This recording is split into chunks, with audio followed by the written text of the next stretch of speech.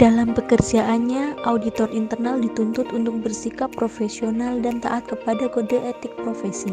Sebagai sebuah profesi, auditor internal telah memiliki asosiasi profesi yang diakui secara luas keberadaannya, yaitu The Institute of Internal Auditors. Jika terjadi pelanggaran yang dilakukan oleh seorang akuntan publik dalam memberikan jasanya, baik yang bersifat pelanggaran ringan maupun berat, berdasarkan PMK nomor 17 tahun 2008 hanya dikenakan sanksi administratif berupa sanksi peringatan dan sanksi pembekuan izin.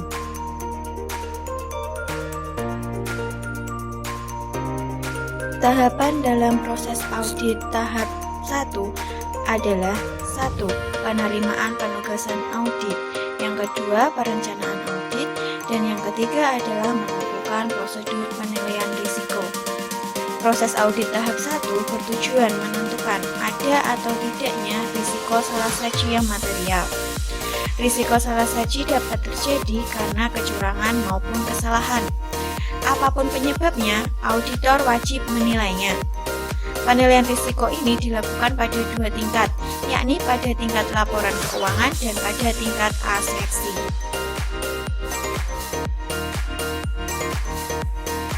Menyelesaikan tahap penilaian risiko ada 3.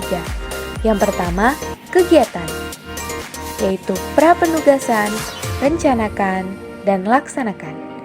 Yang kedua, ada tujuan, putuskan diterima atau ditolak, kemudian strategi, dan identifikasi nilai RSSM.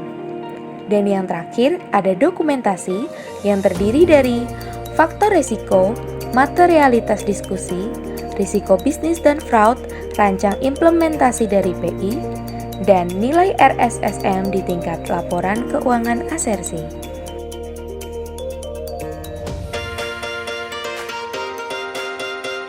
Mengidentifikasi risiko bawaan, menilai risiko bawaan, dan risiko signifikan. Identifikasi risiko merupakan bagian yang tidak terpisahkan dari prosedur yang dilaksanakan auditor untuk memahami entitas dan lingkungannya. Tujuan tahapan penilaian risiko adalah mengidentifikasi sumber-sumber risiko dan kemudian menilai apakah risiko-risiko ini mungkin menjadi sebab salah-saji yang material dalam laporan keuangan. Jenis risiko ada 2, yaitu risiko bisnis dan risiko kecurangan. 3 langkah untuk mengidentifikasi risiko. Yang pertama, kumpulkan informasi dasar tentang entitas. Yang kedua, rancang, laksanakan, dan dokumentasikan penilaian risiko. Yang ketiga, hubungan risiko yang diidentifikasi dengan area laporan keuangan. Mengidentifikasi risiko signifikan yaitu menelaah temuan dan kemudian memilih berdasarkan kearifan profesional risiko-risiko yang memang signifikan.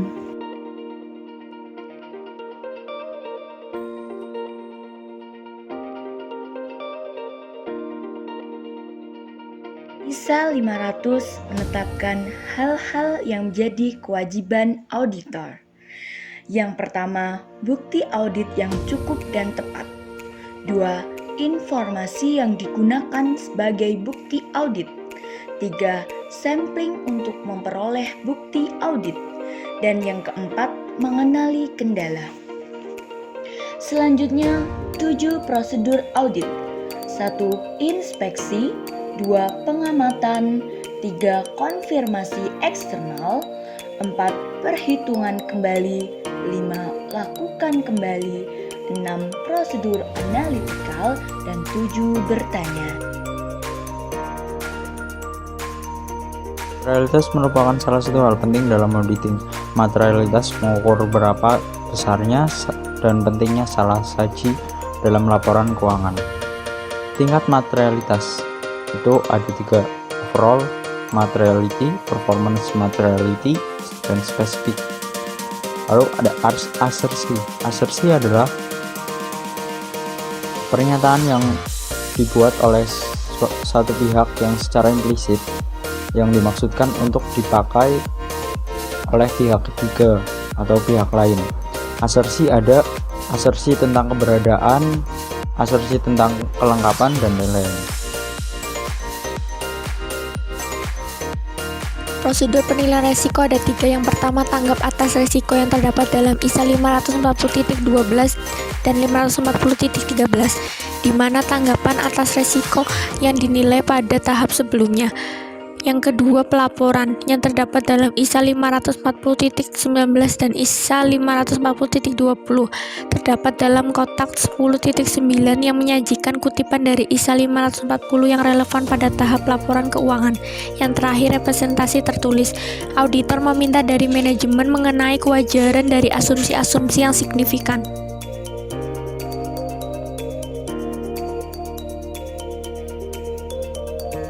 Risiko audit adalah memberikan opini yang tidak tepat atas laporan keuangan yang disalah sajikan secara material.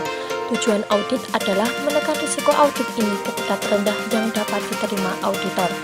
Melaksanakan audit dengan 3 langkah, yaitu pertama, risk assessment, risk response, dan reporting. Pelaksanaan pengendalian mutu dimulai dari kepemimpinan yang kuat dan partner penugasan, memberikan kepuasan kepada klien, melindungi kepentingan publik sangat penting. Maka dari itu, pemberi audit dan jasa harus memberikan yang bermutu atau berkualitas baik.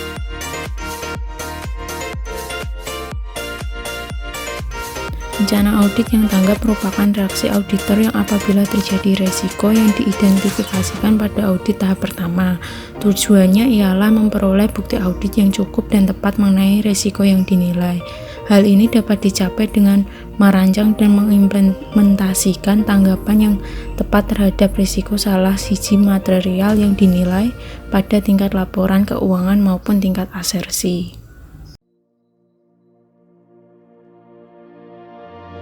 Prosedur analitikal substansif merupakan pengujian utama dalam uji saldo akun atau bisa juga dikombinasikan dengan uji rincian lainnya yang berguna memberikan pemahaman mengenai entitas, pelaksanaan prosedur penilaian risiko dan menelaah laporan keuangan fiskal. Prosedur substansif adalah suatu prosedur audit yang dirancang untuk mendeteksi salah saji yang material pada tingkat asersi. Sampling memungkinkan auditor untuk memperoleh dan mengevaluasi bukti audit mengenai ciri-ciri tertentu. Keuntungan metode sampling yang pertama, kesimpulan yang valid bisa ditarik, dua hasilnya dapat digabungkan dengan hasil dari pengujian lainnya, dan yang terakhir adalah pemeriksaan seluruh data tidak akan memberikan kepastian mutlak. Dokumentasi audit adalah catatan utama yang mencakup semua informasi yang perlu dipertimbangkan oleh auditor untuk melakukan audit secara tepat. Tujuan dokumentasi audit yaitu 1. Membantu auditor dalam memberikan kepastian yang memadai bahwa audit telah sesuai dengan standar audit yang berlaku umum. 2. Membantu auditor dalam melaksanakan supervisi audit. Salah saji laporan keuangan berasal dari 1.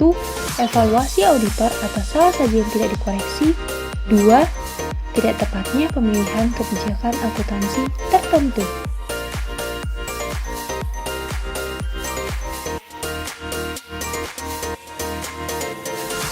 Pengantar, tren dan isu dalam pemberian jasa akuntan, fungsi pemeriksaan badan pemeriksa keuangan, hingga unsur-unsur temuan audit. Isu adalah jika jasa-jasa non-audit tertentu diberikan kepada klien audit. Hal ini dapat menimbulkan keraguan mengenai sikap independensi auditor, setidak-tidaknya dalam pandangan pihak ketiga. Di sektor keuangan negara, BPK berfungsi sebagai auditor independen. Fungsi auditor independen disebut sebagai pemeriksaan, dan fungsi auditor internal dikenal sebagai pengawasan. Unsur-unsur temuan audit, yang pertama kondisi, kedua dampak, 3 sebab, 4 kriteria, dan 5 rekomendasi.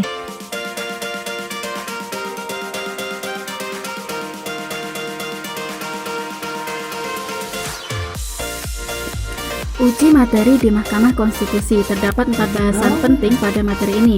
Yang pertama, permohonan uji materi Mahkamah Konstitusi Republik Indonesia mengadili perkara konstitusi pada tingkat pertama dan terakhir dalam perkara permohonan pengujian Undang-Undang Nomor 5 Tahun 2011 tentang Angkutan Publik.